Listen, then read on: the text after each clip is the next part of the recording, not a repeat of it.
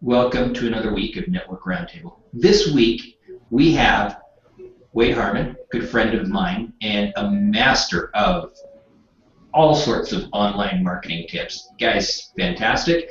And he's brought in his sidekick. I've just been getting to know him in the green room, Jason Mathis, which was a great time. And I am coming to you from my office, which, I've been here before, but it really wasn't finished. So take a look at, let me on screen share, my new office. Welcome to my office. This is creative heaven, and if you're not a creative, you probably would hate this place. Nice one. Right. So, welcome. Now, first order of business is always the same on Network Roundtable. We want to hear from our superhero and our sidekick about each of them. So I'm going to turn the mic over. First, I want to hear from, I'm going to turn it up or turn it around a little bit this week, as I want to do. We're going to start with the sidekick this week. Jason, can you tell us what it is that you love about Wade?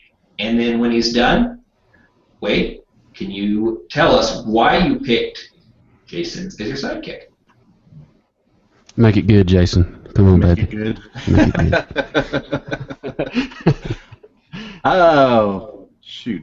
Well, you all know Wade Harman. He's the owner of WadeHarman.com. He's the Google Plus guy that I know him as.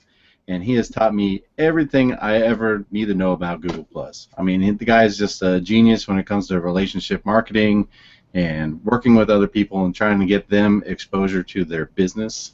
And when we kind of met, we just kind of clicked. I fit a need that he had, and he had all the expertise that I needed to try to do social media and try to get online and try to get the exposure I needed. So it was a great fit. And we just hit it off since then. Good deal. Wade, why'd you pick this guy as your sidekick? Man, this guy was heaven sent for me, and again, I think Jason is one of my oldest friends in the blogging industry.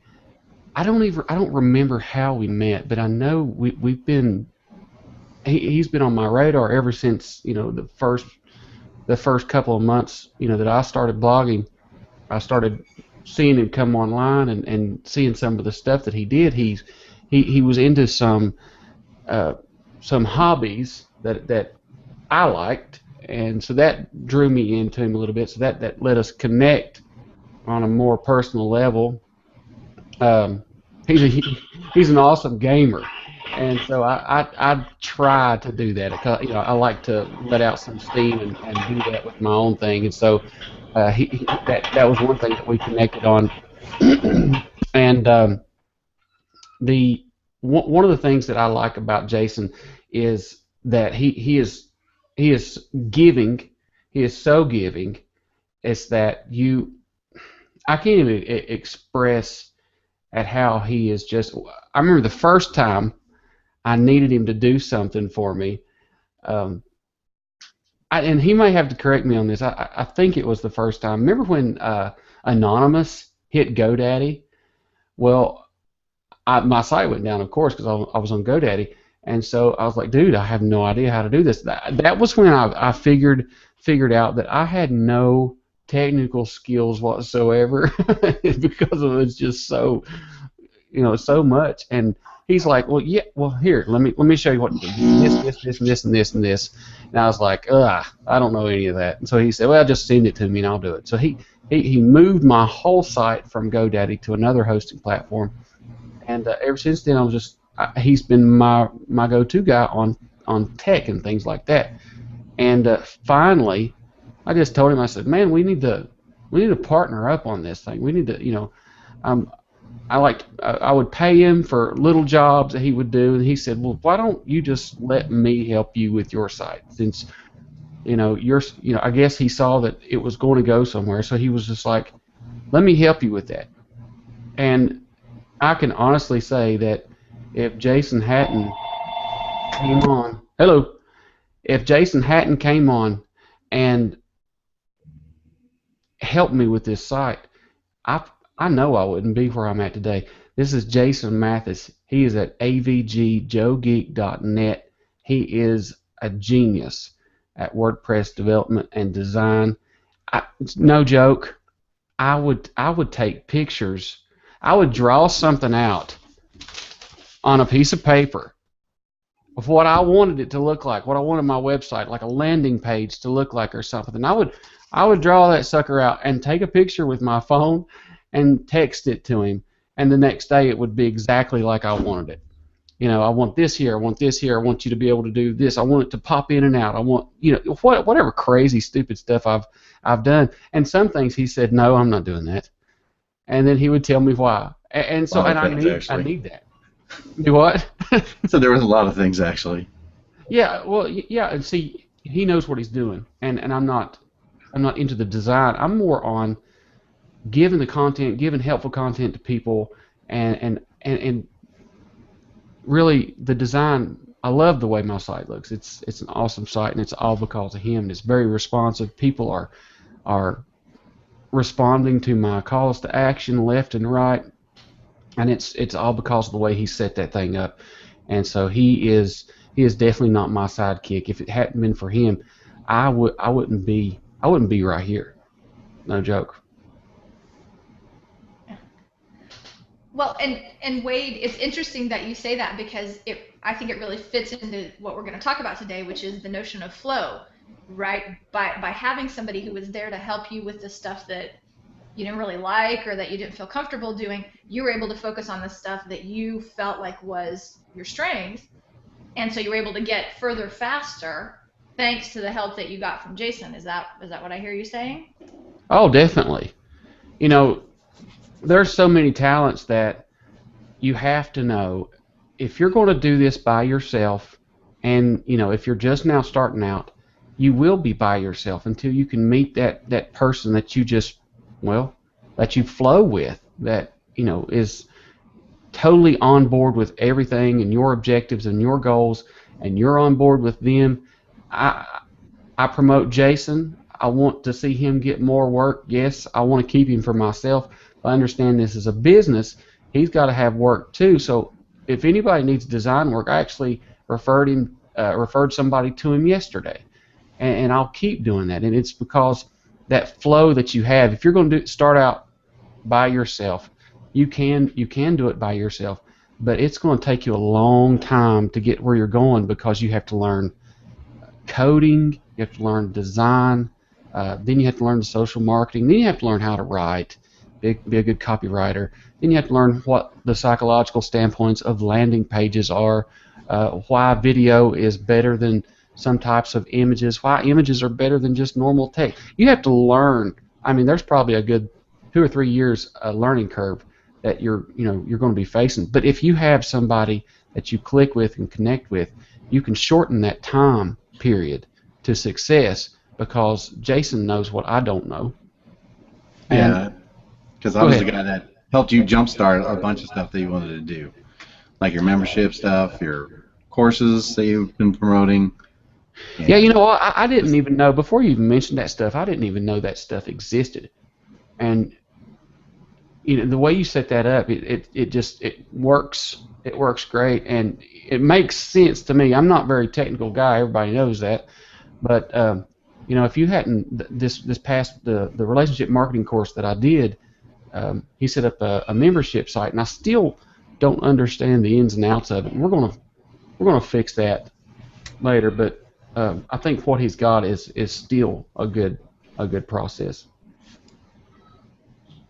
Well, and what I find interesting is the fact that you trust him enough that it's okay if you don't understand everything, right? You see the end product, and you have enough trust in him that it's going to do what it needs to do behind the scenes, And what that does is that enables actually both of you to move forward, quicker and to grow faster, not only because of the synergy that you have, but also because there's trust. I mean, do you think, how important do you think that is? No, he's got all my passwords. Yeah, I do. Okay. He can go anywhere he wants. I think you got all my passwords except PayPal, and you could probably figure that one out. Yeah, I think I probably have that one too. I don't even know. Have that all stuffed away on LastPass. I don't even play with it. Yeah. No, I trust him completely, and I think that's one of the ways that you can.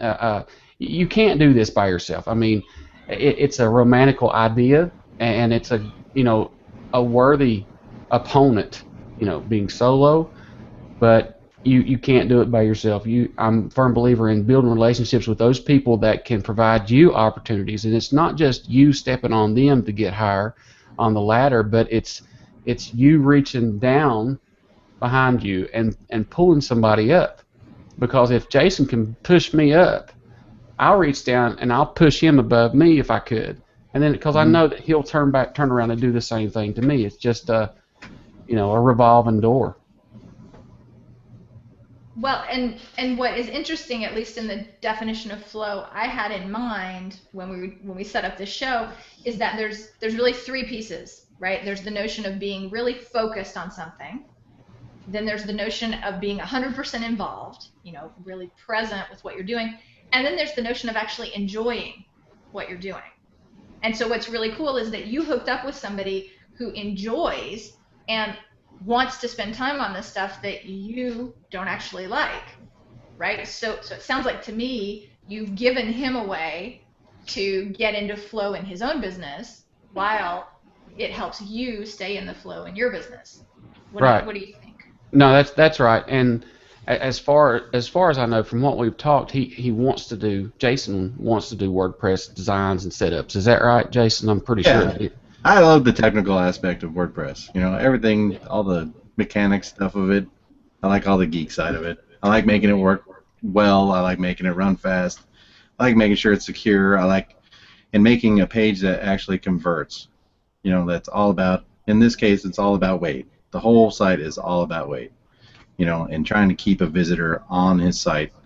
So, everything about it is just all about him. So. And so knowing that he is the WordPress genius that he is, I will what little reach that I do have, I will refer people to him, and I don't know how many people I've gave to him, but because of my relationship with you, I have relationships with people like Jeff C. and Efat Cohen and oh Lord, just Jason Weiser and a bunch of other folks, it's good exposure. If I didn't know Wade and doing the stuff that he does online with social media and kind of piggybacking behind him on that, I wouldn't have met any of these people otherwise. Yeah, but one of the things that you cannot do is you can't say, all right, I need to go find a Jason Mathis so he can help me get popular. You cannot do that. It's got to be, the Wizard of Oz. You're holding hands with them going down the yellow brick road side by side. It's not you getting above them or them above you. Find somebody that targets your goals and your objectives and just go for it. Yeah. Okay, so you had a bunch of people that you just named off here on Google Plus, and I just got to say, we're going to be talking after the show.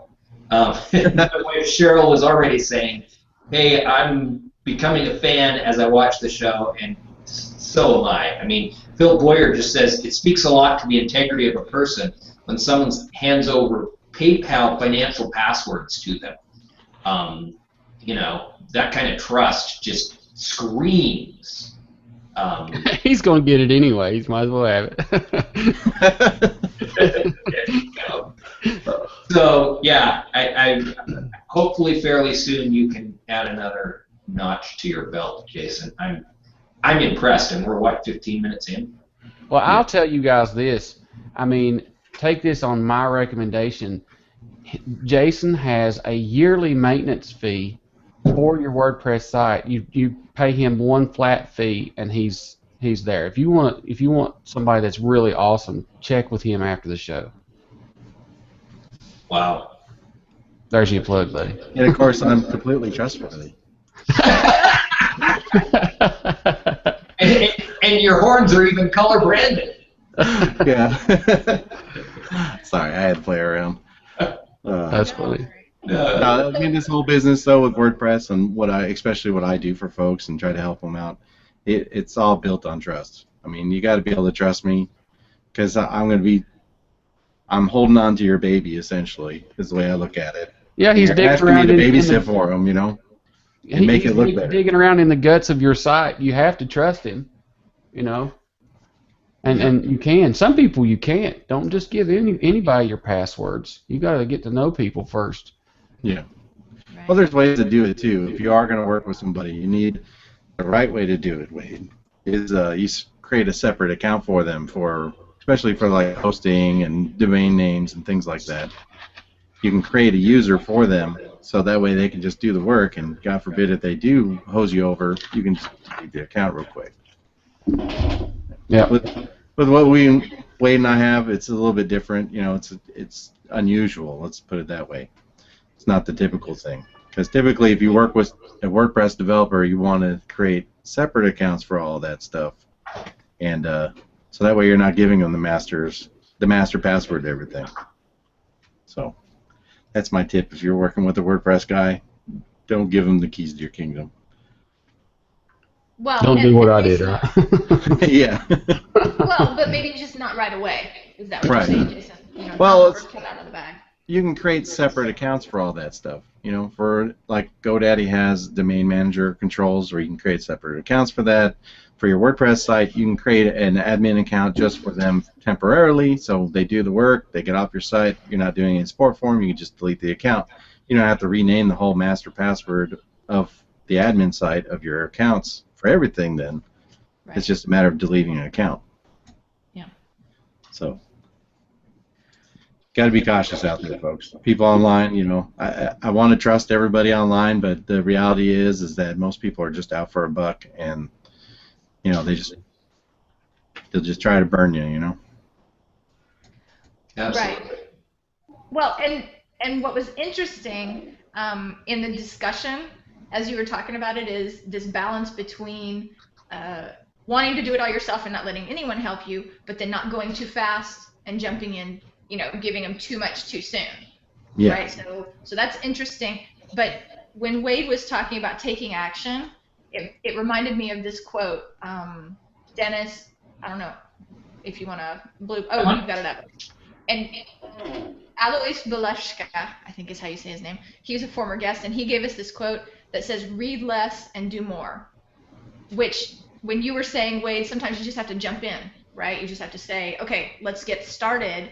I may not know exactly how it's all going to work out, but let's take a chance, and let's start doing something. That, to me, is another part of flow that's important, because a lot of people can kind of sit on the sidelines, right, thinking, well, maybe once I learn this, once I learn that, then I'll be able to do it. So do you see taking action as something super important, and how do you decide when's the right time? How do you know when it's time to reach out to get help or to take that chance? No, I totally agree with you on that aspect of it. Whenever I first came out of the coal mines, I didn't know anything about this, but I didn't let it stop me. And like I said in the trailer, flow is like a river that it doesn't stop. It's never ending. It keeps going. And so to keep your flow going, you just got to jump in. And my dad taught me how to swim by throwing me into the deep end when I was about 5 years old. And I have all the trust in the world that he was going to come in after me, but I learned because I had to learn. And it's not like you're jumping into the deep end when you don't know how to swim because you might drown, but then again, it is. But you have to know that if you're willing and if you're adaptable, willing to change some things around, and if you're willing to learn it, you may see some slowing down but you won't see a complete stop. Now, flow means movement. So even if you're going at a slow pace, you still have flow, just as long as you don't quit. A lot of bloggers, they don't realize, and I was one of them, they don't realize that when you start blogging and you have no connections whatsoever, it's going to take you at least a year before you start seeing some revenue. And that's, bloggers jump in and they're like, oh, I'm going to be rich beyond my wildest dreams in 3 months. That was actually what I thought. And 3 months came and gone and nothing. But too late. I'd already fell in love with writing. I already fell in love with connecting with people. And so it didn't really matter because I was just propelling myself forward because I loved the job and I loved what I do. When you love what you do, people see that, good things will come to you. And I don't know, this may not even be appropriate for this show, but there's a book called The Secret, and it talks about putting out positive energy. And when you put out positive energy, it attracts positive energy. And so when you're thinking, no, I can't do this, I don't want to try this, I'm not making any money, I might as well just quit, then you probably will quit because you're putting out negative energy. Negative energy is going to be attracted to that. But if you keep saying, okay, let me set 3 minor goals this week, I'm going to set these goals. Let me set 3 major goals for the next 6 months, and make sure you can meet those goals. When you set goals and meet goals, you are flowing. When you don't set goals, when you don't have a goal or a timetable or any type of schedule, you are not allowing yourself to be consistent and allowing yourself to flow and create flow, the consistency of flow in your business, because that's the whole key. The whole key to this thing is to be consistent. Was it Zig Ziglar that said 80% of being successful was just showing up? And that's what you got to do. You got to show up. Well, and I love your image of the river, Wade, because as you were talking about setting goals and not sending out negative thoughts, that really reminded me of, for example, someone who all of a sudden doesn't like the direction they think they're going and tries to turn around and swim against the current. Yeah. Right? So if what you do is, as soon as there's something that you don't like, you create more resistance for yourself by trying to swim against the current, metaphorically, I think that's where some people, like you said, really get into trouble. Yeah, I'm sorry, I didn't mean to interrupt, but there's a river that I like to go fishing at, and in this river, it's a curve in the river, and there's a huge rock in that river, and the river is probably about 15 foot wide, but the rock is at an angle, and it meets the curve, so probably 4 feet of that river is actually open. And so it's kind of like what you're talking about. When you create resistance, you put things in the water, to stop the flow. That rock stops the river from flowing, and it creates a deep hole of water. And fish are there. Fish are up under that rock because of that deep hole of water. Now that water doesn't stop moving, but it slows down when it hits that obstacle, but it keeps going. As long as you can keep going, you might slow down or whatever, but you have to keep going and stay positive in all this because it's a slow process. Well, and I like this notion sometimes that the river brings as well, is sometimes you may not know exactly what needs to happen next, but just by keeping doing the same things that you've been doing, you're going to make progress. You may not be able to see around the curve to see exactly what happens next, but as long as you keep following the path, you're going to make progress and be able to get more information to make good decisions, right? Because once you can see what's around the curve, then you can decide, okay, well, I want to go this way or I want to go that way. Right.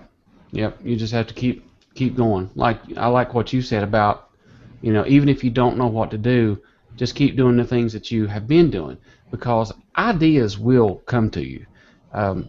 Being a writer, one thing that blocks my flow a lot is the writer's block, and we all have it. So you can't let that stop you. If I have writer's block, I will not write.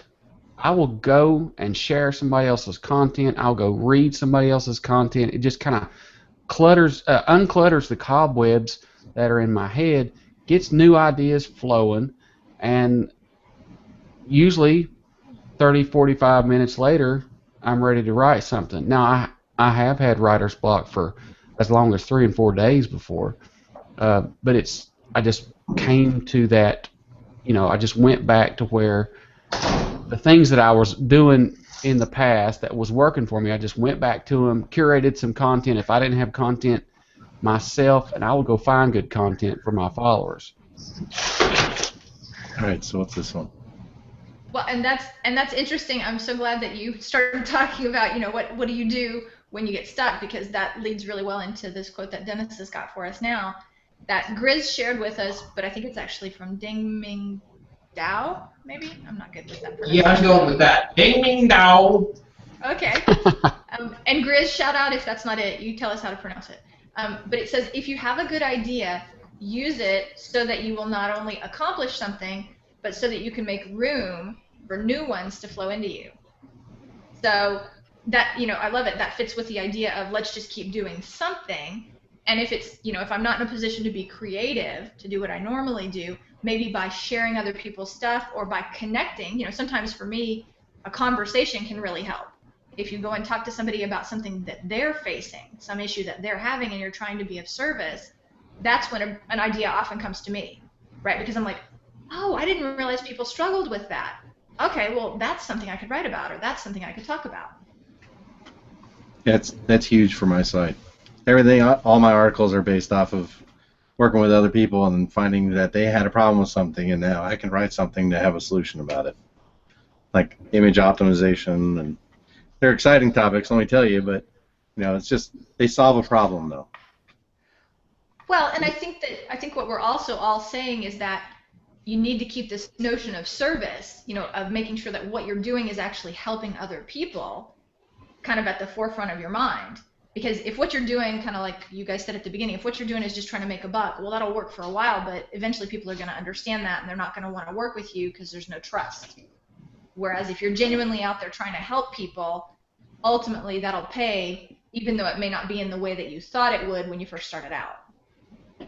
Yes, and one thing that I try to do is, if I'm having a problem with something, or if something stops me for just a second, or at least slows me down for a second, I'll remember that and then write about it or talk about it in some way. Let someone know that I too have writer's block. I too, sometimes don't know what to share on social media because everybody else has done shared it 50 times. So you can make your experiences and what you have. I totally recommend. You're gonna face a lot of challenges in this industry, and even though people have written about those challenges, once you come across them, your perspective against that obstacle is going to be a new perspective. So write that down. Give your opinions on how you overcame that, what the problem was, how you overcame it, and then publish it out to the world. Every challenge or obstacle that I had, I wrote it down. Everything that I ever learned, I started writing it down, and it helps you too to remember that, because if you come across it again and you're wondering how do I get past this, you can just go back and refer to what you wrote someone else and say, well, if it worked then, it should work again. But the idea is to keep moving forward with it. Don't stop. Yeah, I really like that, and I think that it's something that's very hard, especially when you're by yourself, in your own head, and say this too shall pass, or I'm going to find a solution. So that's where it's not probably in the classic definition of flow, but I think a big part of flow is actually having a team, whether that means it's a team of employees or it's just a team of friends, a place where you can go and get support so that people can say to you, hey, I heard you were having trouble. Do you want to talk about it? Do you want to grab a cup of coffee? Is there something I can do to help? Sometimes just that offer is enough to lift the weight off your shoulders and help you keep moving forward. I don't know. Have you guys found that to be true, kind of in your relations, both on Google Plus and then kind of in the real world? Oh yeah, definitely. I know with Wade, he was kind of bummed out last, 2 weeks ago or something like that, and he's just like, I'm like, what's going on, man? What's happening? And he's just like, it's not moving forward fast enough. I'm like, you have all the pieces in place. You just got to be patient. Just you're doing it, man. You're doing everything right. You're exactly where you're supposed to be right now. And he's just like, oh, well, okay then. And then he was able to pick himself up and move forward then. Web designer / counselor, right? Yeah. Well, we all have that moment, It's like we sit there and what am I doing? I'm not going anywhere. I'm not doing anything. This just sucks. Oh man, I know. Yeah. You talk to somebody, and then my wife or Wade or somebody else, and they tell you, well, you're doing all this great stuff, and then I struggle with keeping the flow going throughout this past year as things have changed, and even though people will come up to me and be like, "Wow, you are a popular social media whatever expert guru," and I say thank you, and then when I get out of the conversation, I'm just like, well,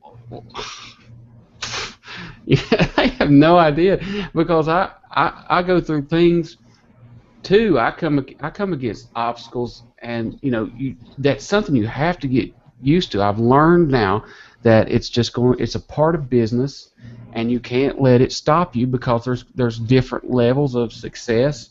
Even Pat Flynn writes about some things that he's coming against, and that dude makes $40,000 a month. You'd think, well, what's he got to complain about? But it's still that idea of flow, and that you're exactly right. If you can talk through someone, and especially Jason, the way I trust him, and he knows about the site and what's coming. I had a lull, and I was just like, what in the world? I was really bummed out about it, and he was just like, well, look, this is working, you've got all this, blah blah blah, and I was able to brush it off, just like he said, and that's the important part. If you're going to feel sorry for yourself, and I do, and I have, and I probably will again, make sure it's not more than a day, because you need. I think psychologically we need that moment to just pout a little bit and get our frustrations out. Go pound the pillow or something like that, scream outside, or whatever you need to do, and then come back in and just wash that stuff away and keep going. Well, and how much do you think the enjoyment of what we're really doing can help us with that, right? Like if you, I don't know about you, but for example, when I've had setbacks, if there's another project that's super interesting that comes along at that same time, I'm so excited to jump on that new project, right? Because it's like, oh, okay, this is something I can get passionate about, and it kind of helps you not ignore, but it helps you get over the the difficulty that you were facing. So if you can always remember, at least for me, if I can always remember what it is I really enjoy doing, and then in those tough times, go out and do that. Reconnect with people is one thing that always works for me. But find where people are having problems and see if you can help them. Sometimes that can be enough to lift you out of it. I don't know. Do you have other ideas, maybe? Sometimes taking a break. Sometimes just stepping away from it all helps. For me, it's going fishing or hanging out with family or going play guitar or doing something totally not related to being online. Sometimes just unplugging is the best thing to do. Yeah, I have to do the same thing. I can't just hop over to another project, because my mind won't be fully into that project until I know in the back of my head that thing that I was worried about is fixed or better. And so I can't just pop over. And everybody's different, and if that works for other people, then great. Keep your mind off of it. That's you got to do whatever you got to do. But I'm like Jason. I gotta walk away. I gotta go watch Mad Men for an hour. I gotta go watch Breaking Bad. Just kind of clear the cobwebs out, because I have a one-track mind, man.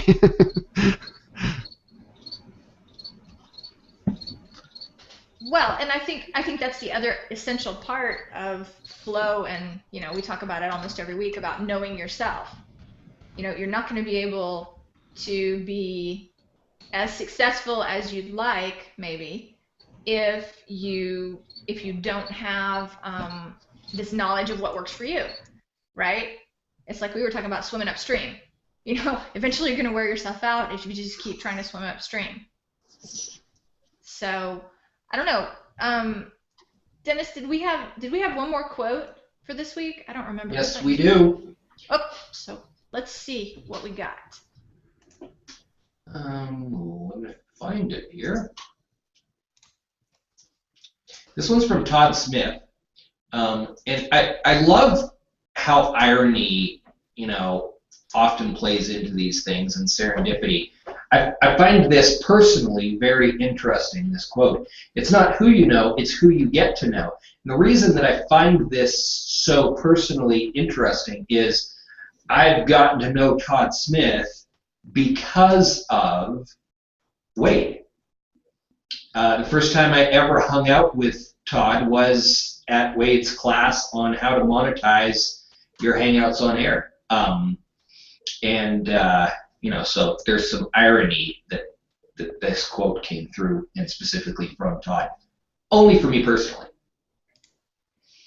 Well, but I think it's an interesting point that's raised here, right? So it's not who you know, it's who you get to know.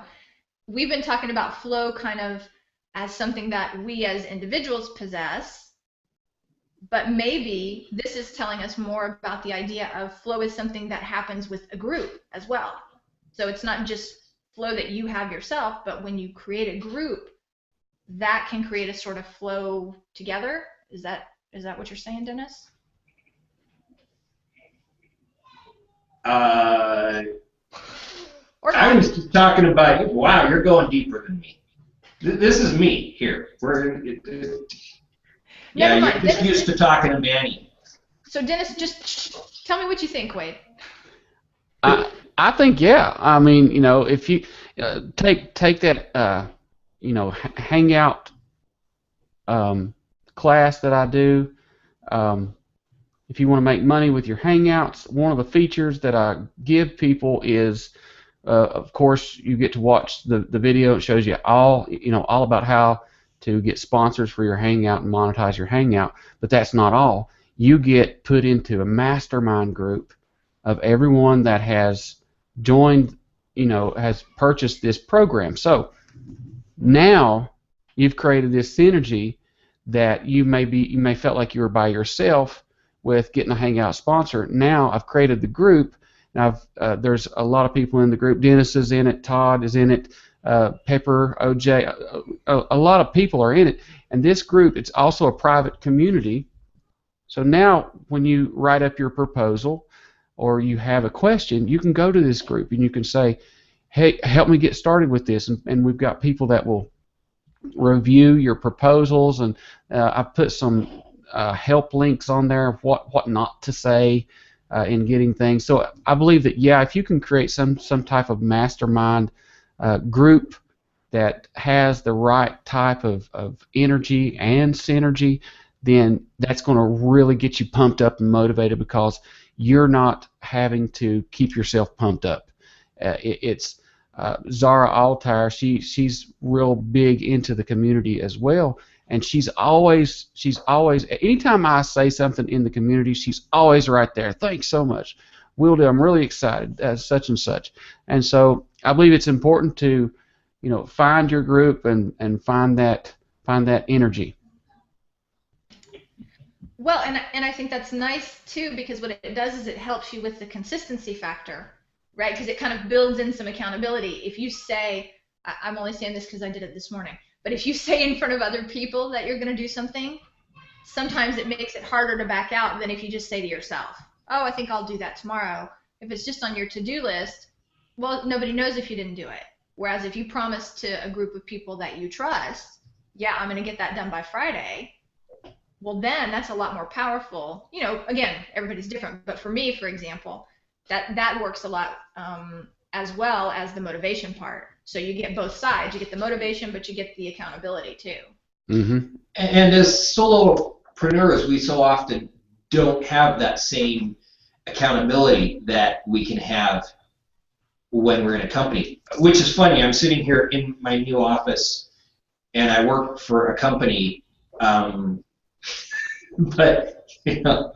I'm still talking like I'm a solopreneur. I probably will always think like and feel like a solopreneur. But there is that advantage, and so that's where relationships like the one that Wade has created with Jason, that Stephanie, you and I have created, can be so valuable in giving you that ability to be accountable. That was the word you used. Yeah, I definitely agree with that. But the good thing about that is if you start out, in a solopreneur position, then the word accountable has been thrown out a lot, and that's a fact. You have to make yourself get up.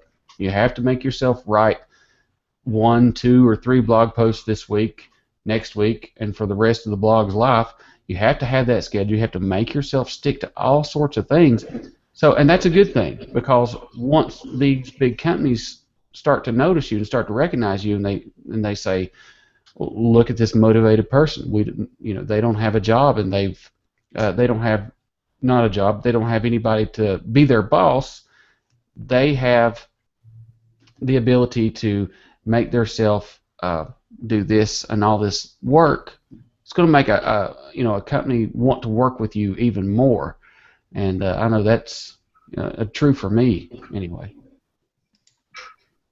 Well, and something else that's very helpful if you develop a habit is that you can figure out which pieces of that you can let go of, right? So once you know what needs to be done to manage your website, for example, kind of like you discovered with Jason, okay, you know what? Here's the limit of what I'm willing or able or interested in doing, and at that point, I'm going to give everything else to somebody else. That can actually help you, I think, as a solopreneur, because then you say, okay, let's take this big chunk of stuff off my plate. I'll give it to somebody else, and that lets me focus even more on the things I'm good at and make better use of my time. Because that's I think the one thing we always hear, and I say it to everybody, I think, who works for themselves is guilty of it, is I'd love to, but I don't have the time. And so we're constantly juggling our priorities. But what I'd love to hear from you, Wade, and from you, Jason, about how you guys manage keeping the most important thing up front without letting all the details drag so far behind that they end up stopping you. Does that make sense? Yeah. I do my best to, if somebody asks me to come on their show, or if somebody asks me a question, I do my best to be there for that person, because I can remember what it was like whenever I was first starting out, and I will always do my best. Rand Fishkin, whenever I was interviewing him on my show, he said something that really made me respect him a whole lot, and he said anytime anyone asks me to speak or be on a hangout or do this, he says I bend over backwards to try to do that for him, because he remembers when he first started.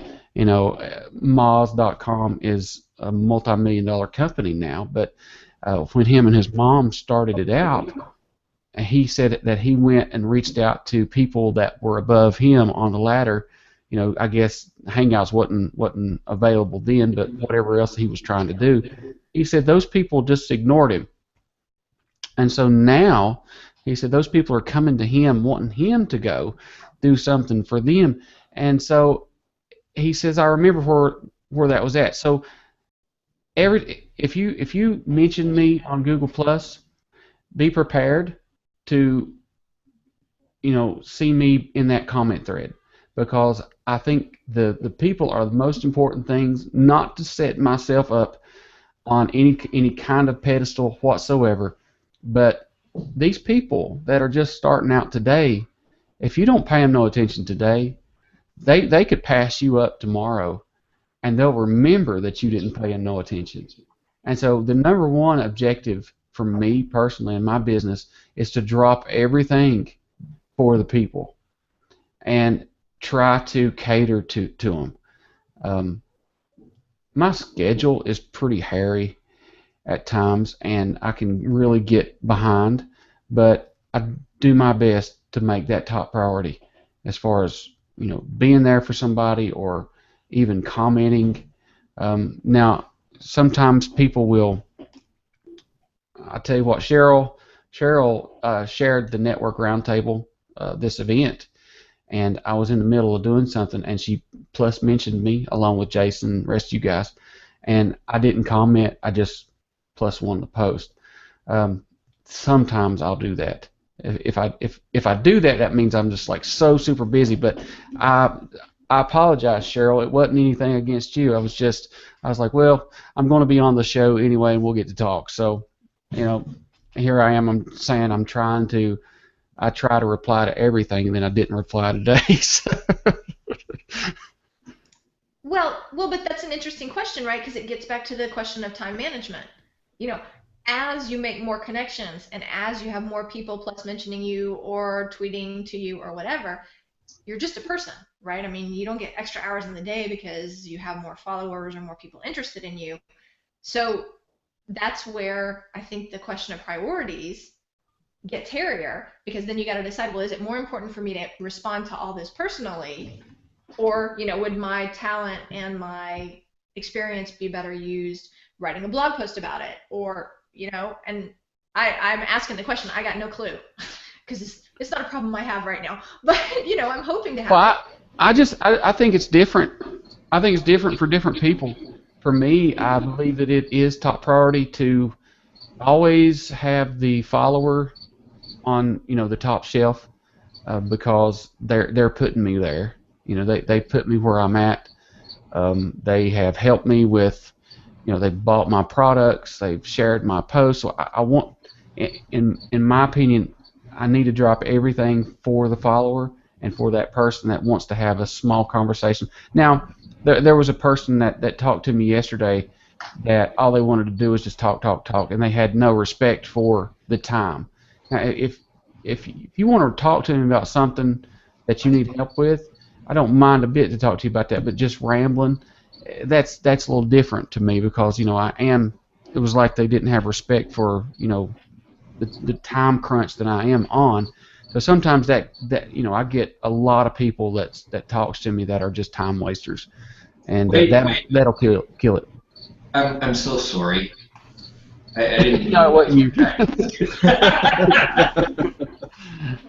Well, there's a fine line though between you have to be there for your followers and everybody else, and then there's that person, that one or two people that are trying to take up all your free time though. It's like, because people ask me WordPress questions all day long, and I don't mind if they're quick, just, hey, here's your answer, but there's that one guy that keeps coming back over and over and over and over again, and it's at that point you go, look, there's my blog, go read my blog post, don't take up all my time. Yeah, and I kind of feel like a hypocrite for saying that because I'm supposedly into building relationships, and how are you going to build relationships without conversation? Believe it or not, I can tell within the first 5 or 6 comments whether I'll be able to build a solid relationship with the person on the other end. You can tell that with people, and just like I said, I can tell a time waster from 50 miles away. I can spot them, and everybody else can too. It's all those people that are just wanting you to do stuff for them or give them the answer to stuff. It's like I've spent 3 years of my life trying to figure it out. Don't ask me now. I'd like to see you try for a little bit. You just started. You know what I mean? It's those people that come out to you with your hand out, wanting you to give them something. So, and a dude told me the other day that he was a rising star on Google Plus, that I needed to know him. And okay. Okay. Prove it. Well, but I guess it's an interesting question for people who are just getting involved and really trying to develop an online presence, right? Is you need to know what's right for you, right? So if it's important for you to answer all of those plus mentions personally, then that means you got to organize your time to do all the other stuff you have to do so that you have that time available, right?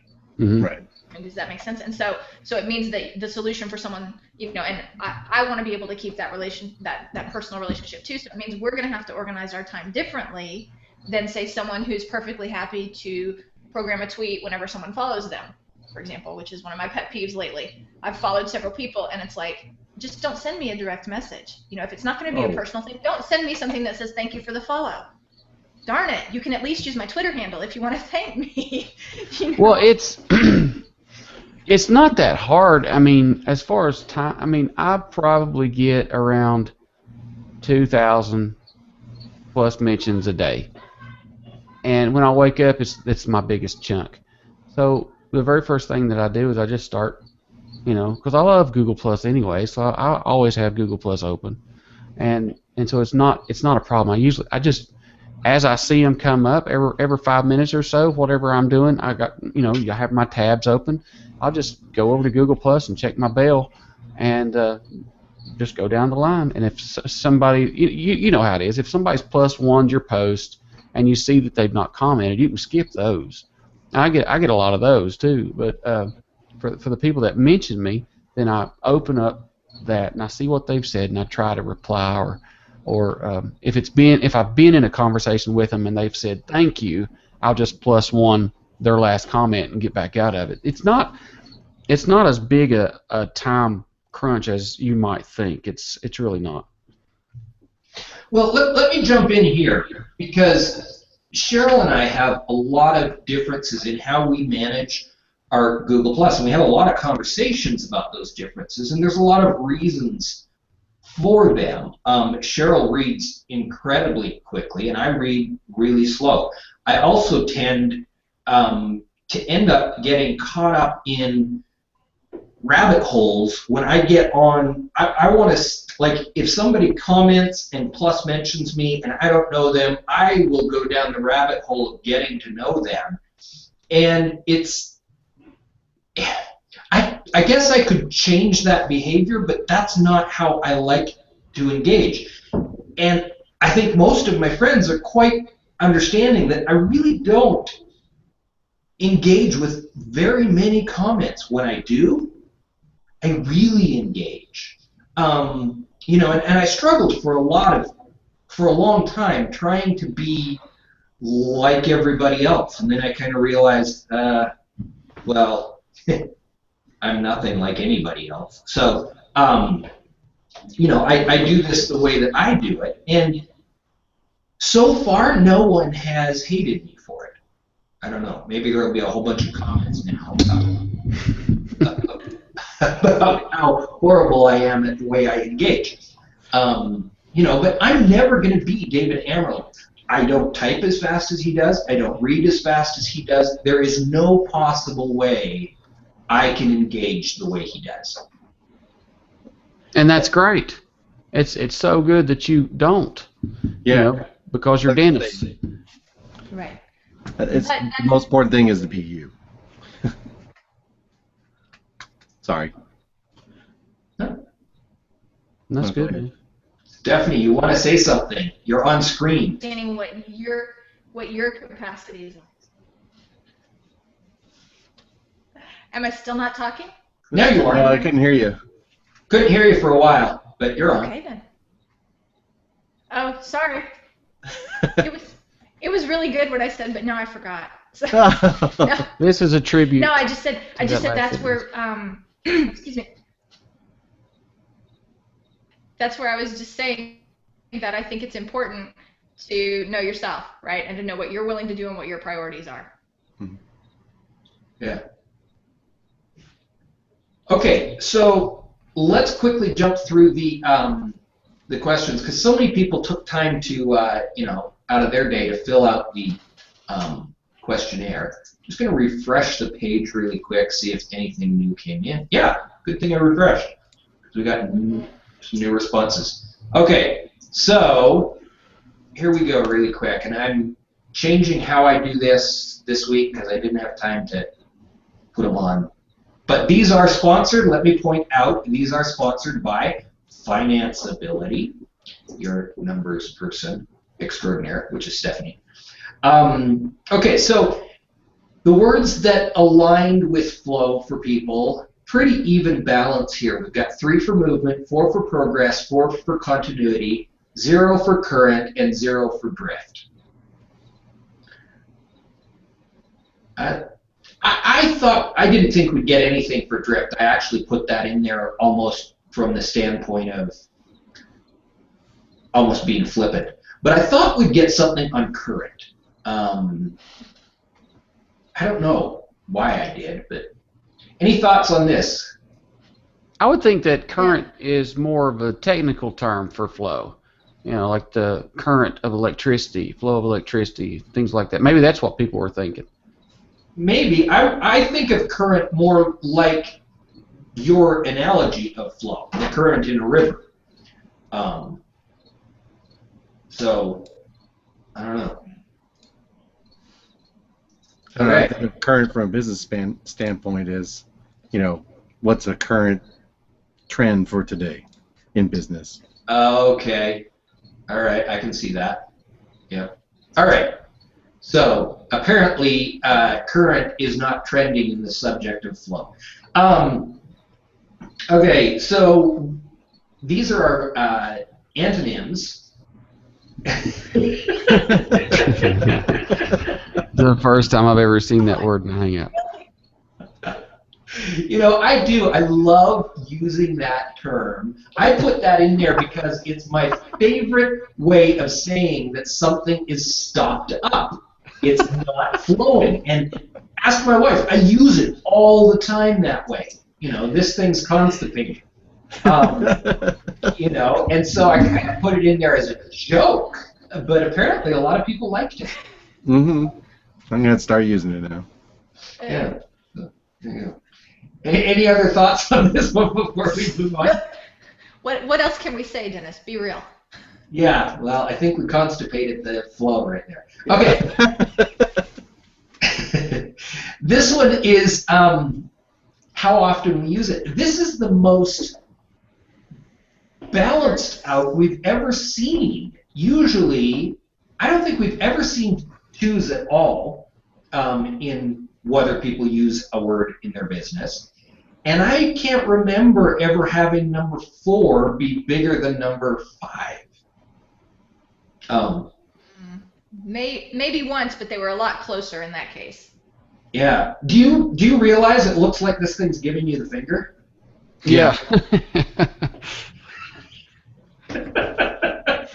Oh, Dennis. Your wife just did a face palm. Oh, that's awesome. So anyway, you know, I thought this was really interesting. We got a very balanced, and I think this is honest. You know, that's the thing I like about this statistic right here, because I don't think a lot of people think about flow. Those who do think about it a lot, you know, and then there's other people who, it's not my thing, you know. So, yeah. Well, do you think it's just too woo-woo, Dennis? That some people just don't associate it with business? Yeah, I think there is. I think there's less of that, you know. I think there's a lot of people that would think flow is too Zara Altera. Love you, Zara. But, you know, it's too ethereal. It's too touchy-feely. It's not, you know, numbers and... But there is a big movement towards that more ethereal business. I mean, that's the entire idea and thought behind even having Network Roundtable, is to touch on that side of business a little bit more. And we're seeing a lot of companies like Google, like Zappos, that are embracing that side of business more and being less and less like IBM. You know, but Flow and IBM are, I think that we should have put IBM in the antonyms and just seen what people happens. said. You could have used HP as well. Yeah, you could. Which is funny. You could have used HP, but let's be serious. Zappos wouldn't exist without HP's changes from the IBM way of doing things. Yeah, I worked at HP for a long time, so I have personal insight on that.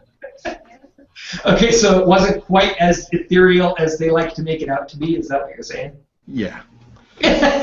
We'll leave it at that. Leave it at that.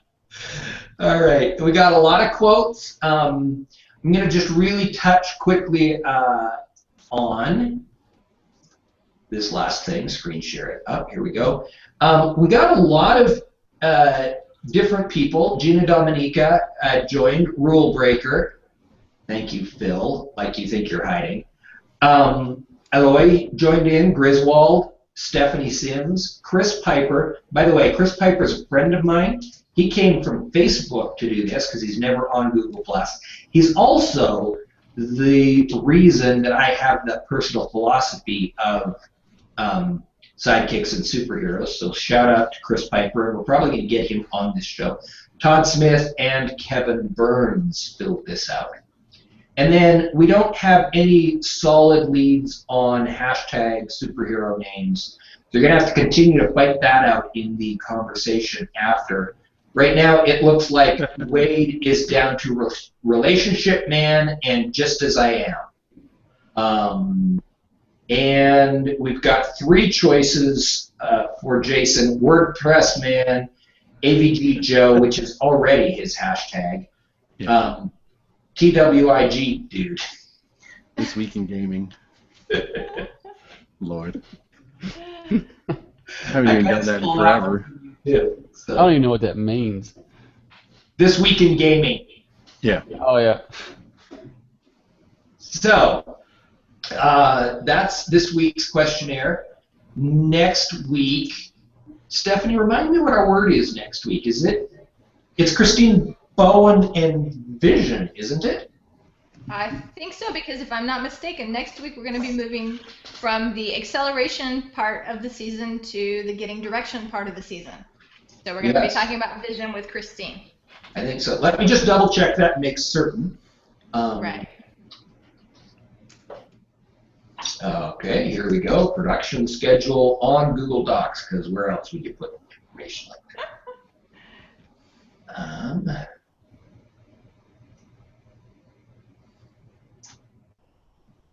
Well, maybe while you're doing that, Dennis, I was just going to wrap up with some closing remarks because I know we're over time.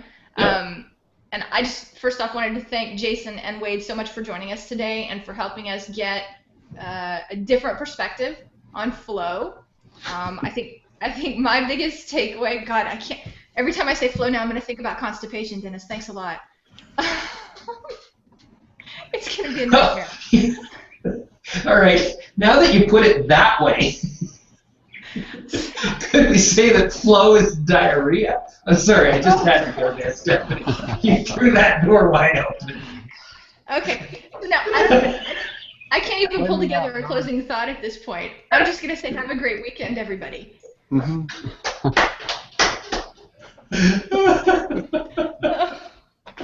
Jason, do you have a closing thought?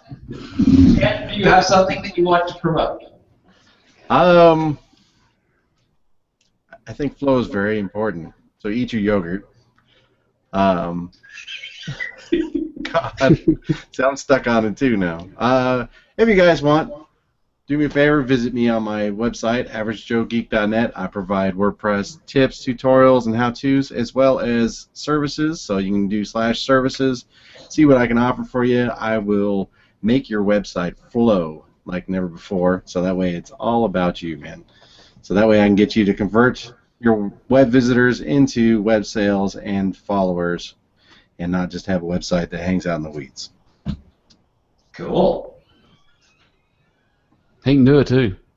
A friend of mine told me he's awesome.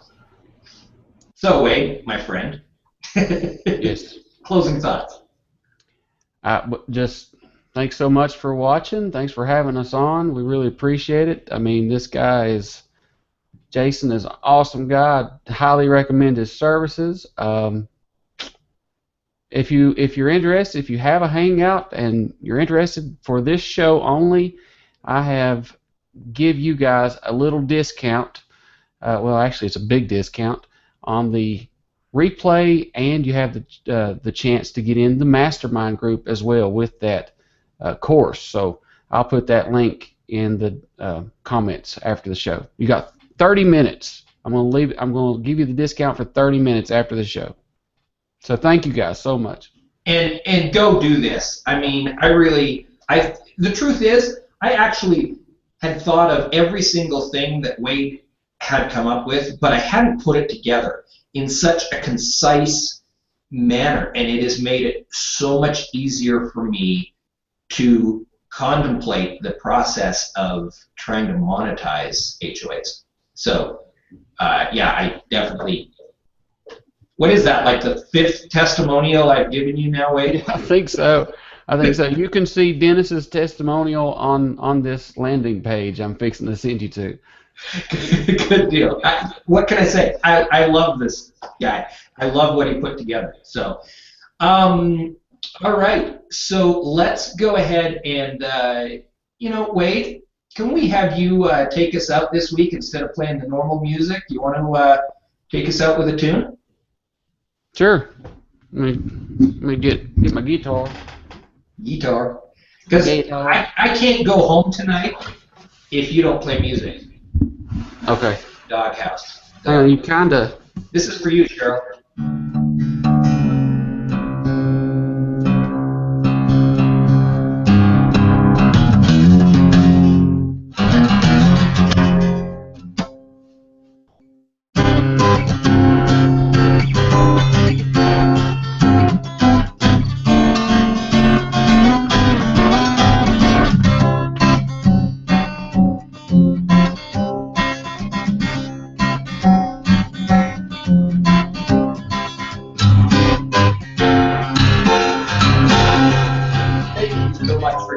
This week on Network Roundtable.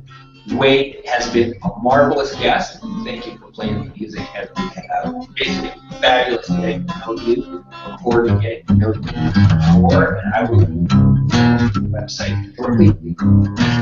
As always, thanks for everything happen. I also hope you will join me for the 2nd MBA class live from Westminster College this Wednesday. You can find that over on Gumbox's Google Plus page. Thanks so much. Thanks, guys.